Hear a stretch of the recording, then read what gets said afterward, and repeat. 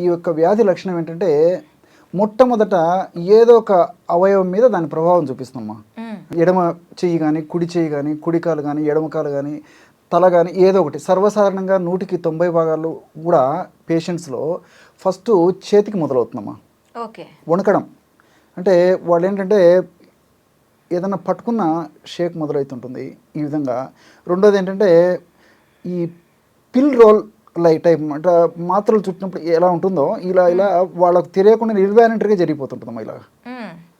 ఇది క్రమక్రమంగా ఏమవుతుంటే రెండో వైపు వ్యాపించడము, తర్వాత ఈ కాళ్ళకు స్ప్రెడ్ కావడము, తర్వాత బాడీ అంతా స్ప్రెడ్ కావడము. సో ప్రోగ్రెసింగ్ డిసీజ్ అంటారు అన్నమాట ఇది. సో క్రమక్రమంగా వయస్సు పెరిగే కొద్దీ, నెలలు గడిచే కొద్దీ, సంవత్సరాలు గడిచే కొద్దీ ప్రోగ్రెస్ అయిపోయి ఒక స్థాయికి వెళ్ళిన తర్వాత కనీసము నడవడం కష్టంగా ఉంటుంది, మాట్లాడడం కష్టంగా ఉంటుంది, బెడ్ రిడన్ అయిపోయేటువంటి పరిస్థితి కూడా ఏర్పడుతుంటుందమ్మా ఈ యొక్క వ్యాధిలో.